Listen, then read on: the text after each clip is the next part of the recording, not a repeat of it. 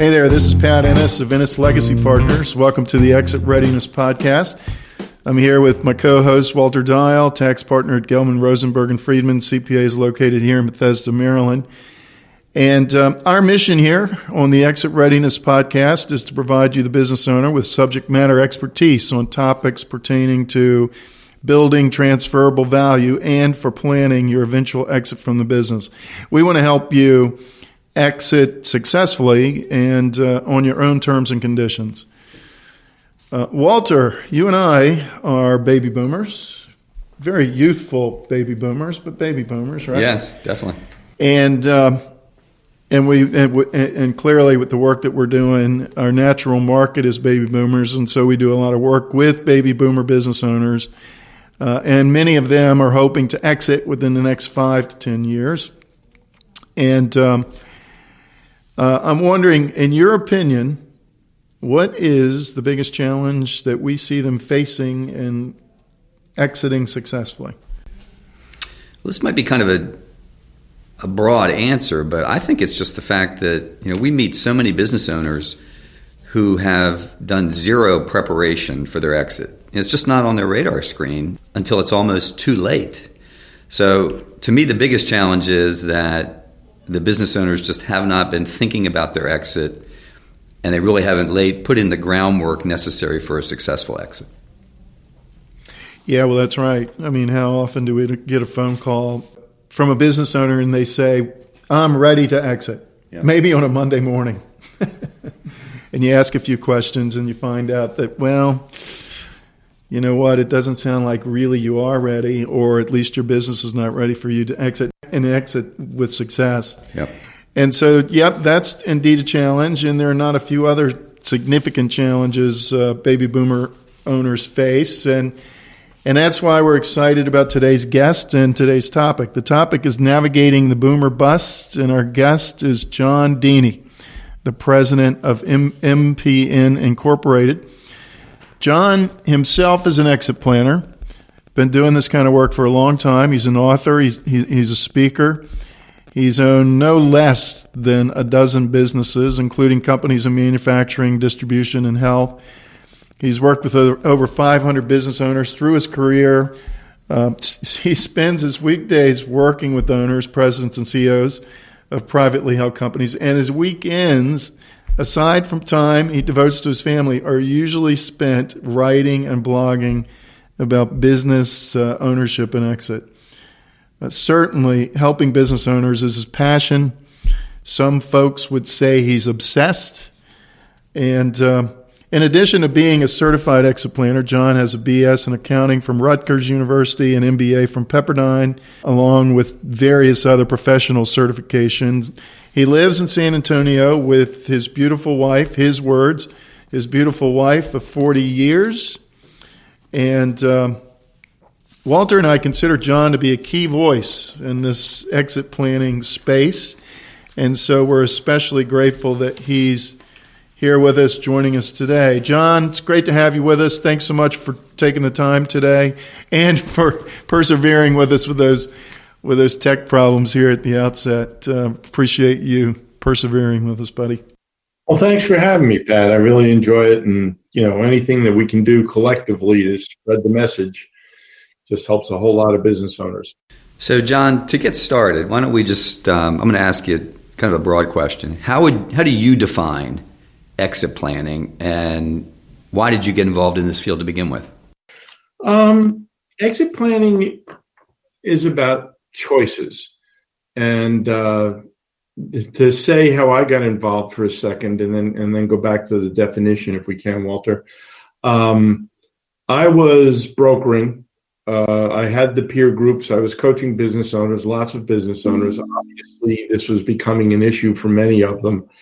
And I first became a business broker, got my CBI. And as Pat said, I'm just paraphrasing what he said already. So many owners would call me up and say, I'm ready to sell my business. And you walk in the door and go, oh, you are so not ready to sell your business. And I actually began, as you fellows know, I create tools. I like to create tools. I sell some of them to other advisors. I offer some of them for free to business owners on the web. And I was trying to do a tool that would help me get these owners ready to take their businesses to market. And I happened to get a cold call from BEI, which is the organization that both Pat and I belong to, where we have our CXP certification. And they invited me out to a boot camp, and I went out there and realized that there was somebody else that was way ahead of me in helping owners prepare. And so I diverted my effort to getting my BEI certification. That was about 10 years ago, and have been working since with the owners. As far as defining exit planning, so many owners fear it. And I just had an article in the American City Business Journals yesterday about it. They fear that they're locking themselves into a process or a date or a commitment to get out of the business. And it's anything but that. Exit planning is about choices. Exit planning is about understanding the different avenues that are available to you, how they differ in approach, how they differ in execution. And from the day you decide what your exit plan should look like, you will start running your company differently. You'll start making decisions differently because you'll know where you want to wind up. So what is it particularly about baby boomers that that's prompting you to focus so much on them? Well, they still own somewhere between 50 and 60% of all the privately held businesses in the United States. So, I guess, I've always been a devotee of the Willie Sutton theory. You rob banks because that's where the money is. Right. Boomers own the businesses and boomers are retiring. So that's logically why they have to get out. But they also have a special, I think, attachment to their businesses because they were raised with scarcity in a time of plenty. The boomer owners grew up where suddenly everybody was getting a college education. Suddenly everybody was qualified for the workforce. And corporate America didn't have enough corner offices, enough executive suites to accommodate all these highly educated boomers that came flooding into the market. So they wound up in the 70s to early 80s forming new businesses at twice the previous rate in the United States. And that rate has never been matched since. So the reason they own so many businesses is because boomers as a generation are about 2.5 times more likely to own their own business than the people that came before or after them. Yeah. So, hey, John, what about the boomer generation and other generations being different, like different values? You want to talk about that a little bit? And it is values. I appreciate the fact that you said that, Pat, because it's really the truth. I kid when I'm doing my presentations. One of my laugh lines, speakers have laugh lines built in. And I say, how many of you boomers have ever complained about the work ethic of the younger generation? And congratulations to those that raised their hands, and the rest of you are lying. Because we all complain about that. But it's not a work ethic situation. It's a values situation. We raised the following generations, the Gen Xers and the Millennials, to appreciate time more than money, to understand that a label on the back of your jeans or a logo on the front of your car doesn't necessarily define your place in life. And they appreciate things differently than us. And because we were workaholics, that competitive edge we needed to beat out all the other boomers doesn't mean that we raised them to be workaholics. And so if you own a business that is brick and mortar oriented, if you're the type of business owner that is first one in the morning, last one out at night, if you are on call, if you are at the beckon of your customer base 24 hours a day, that is not a business that the succeeding generations are likely to be interested in. Yeah, and do you see this, John? Do you see where it's not uncommon for a business owner who has children working in the business maybe just to assume that those children or that child wants to own it, only to find out that no, not really. They don't.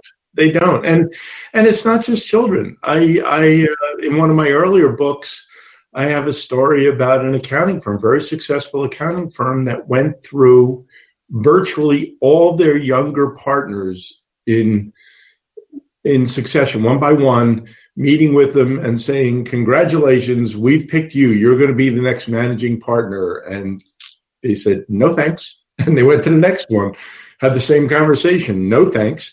And went right down the line and finally wound up selling the firm to a larger firm because they couldn't find anybody that wanted to be the chief rainmaker and the manager and the guy that, had all the connections and the guy that was responsible for overseeing everything in the shop. They just weren't interested in that kind of life.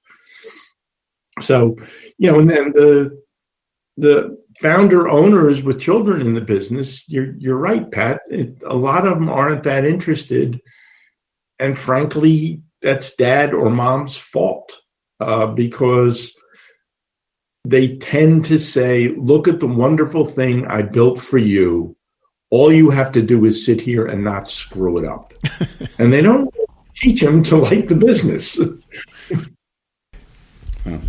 So, John, in your books, you mentioned the perfect storm affecting available buyers. What exactly do you mean by that? Yeah, there are three factors that really reduce the marketplace for buyers. We all know that fair market value is what a buyer will pay a seller. That's the only thing that determines the value of your company in the long run. And the three factors are demographic, psychographic, and sociographic. The demographic one is easy. There's 78 million boomers. There are 48 million Gen Xers. There was a big dip after the baby boom, and there are 30 million people short of replacing us one-to-one. So that's just a numbers game. The millennials will make up some of that, but the millennials are clearly, and obviously I follow this, the millennials are much slower to enter the kind of life-deciding decisions or arrangements that we did. And by that, and I think it's largely student debt, millennials are getting married much later, having families much longer after they are married, and then buying homes, and making those big financial decisions even later after that. So they aren't even, although age-wise they're close to being good business owner age, they're not tending to jump into business ownership. And the Gen Xers are just short. They don't have enough people. There are 10,000 boomers reaching 65 every single day, and there are 6,000 Gen Xers reaching 55 or 45 each day. The second one is psychographic, and that's what we just talked about. Not looking to work a 55 or 60-hour week, not desiring all the material things. The boomers are defined by what they do and what they own. Gen X is not. They feel that they are defined by their own personal view of their own self-worth. And then the third one, which is important for the market we work in, the privately held and smaller businesses, small and mid-market businesses, is the psychographic.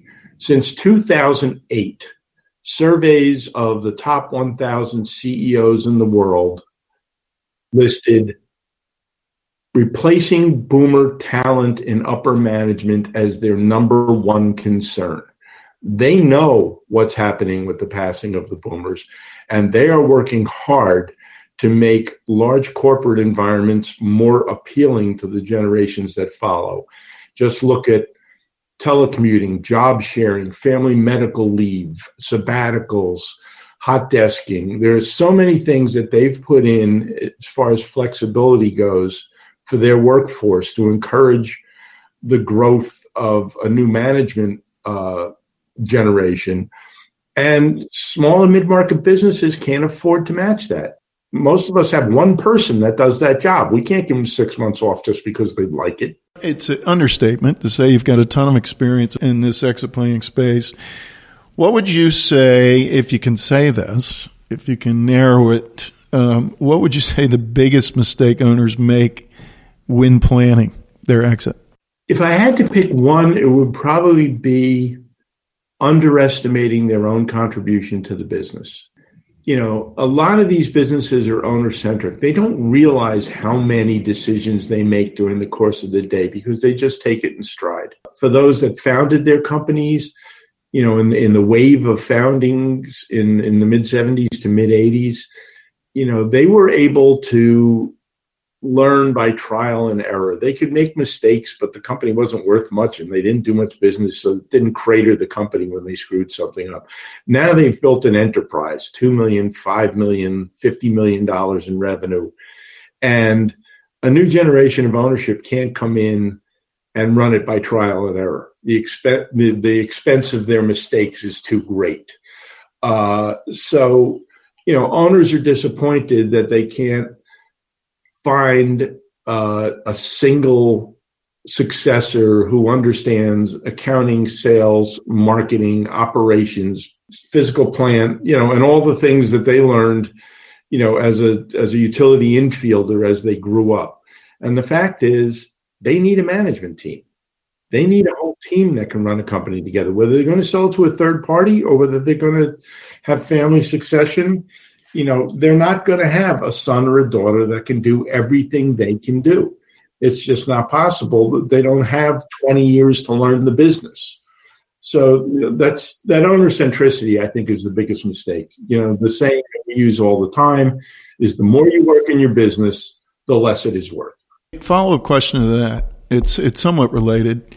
Something you mentioned made me think of this. You know, a major reason we love doing the work we do is because these owners who have been successful for any period of time, really, they've had such great impact on, you know, of course, their families, but then their employees, their families, their vendors, suppliers, the community, even charities, the local economy, the national economy. You gave some stats earlier to support that. And all of that's at stake when and how they exit. And we don't know that that's something that they often realize until I'll say until it's too late. What would you say about those thoughts? Coming from a coaching background, I don't let them realize that too late because that makes them really unhappy. There was a survey last year or the year before by an organization that said 75% of business owners regret selling their business a year later. I disagree strongly with that. And I must note that the organization that did that survey is a financial planning organization. If all you're doing is financial planning, you're going to be unhappy because it's not just financial planning. It's life planning. And one of the first things we do, and you know it as well as I do, Pat, is they need to know what life after the business is going to be about, or they're going to be miserable. I have it in my book and in my prior book to the latest one, Hunting in a Farmer's World. I talk about the adrenaline of business ownership. Simon Sinek. I don't know if you know Simon Sinek. He did the great video. His new book, Leaders Eat Last, he talks about it, and he's more accurate than I am. He talks about the dopamine of business ownership when somebody walks in your office and says, should I do A or B? And you say B, and they walk out, and you've got a shot of dopamine. You get a little rush from that, whether you realize it or not. You successfully took care of a problem. Business owners get that shot of dopamine 30 or 40 or 50 times a day. And that is the same neurotransmitter that fosters addiction. It's the same thing that makes you, continually smoke cigarettes or take drugs or drink too much. So when you leave, you need some source of satisfaction like that. They can't underestimate what it's like to not have 50 shots of dopamine a day. The business applies that, and they have to find a substitute. So, John, when do you encourage business owners to start the planning process? Well, as a friend of mine says, when do you fire a salesman? The first time it occurs to you. And it's the same thing with exit planning. The first time you come in and say, this isn't that much fun anymore. The first time you think, I don't like my customers, or I'm tired of telling employees what to do. You better be starting a planning process. You may still have 5 years, 10 years on your run. But as I said in the opening, once you decide what your exit's going to look like, you don't have to commit to a date to pull the trigger, but it will change the way you run your business. If I'm planning on developing my management team to a point where they can qualify for an SBA loan to take me out and maintain the legacy of my company's name and its position in the community and employment for my workers, I'm going to run the company differently than if I'm looking for a certain bottom line to draw the interest of a private equity group that wants to roll me in with 10 other companies like mine. It's different, and you're heading in a different direction, and you'll run your business differently. Yeah, well, John, this has been fantastic. We knew it would be. In closing here, is there any other general advice, John, you would provide to an owner who already knows how they want to exit? What would you say to them? Would you say they still need planning? I would say go through the options.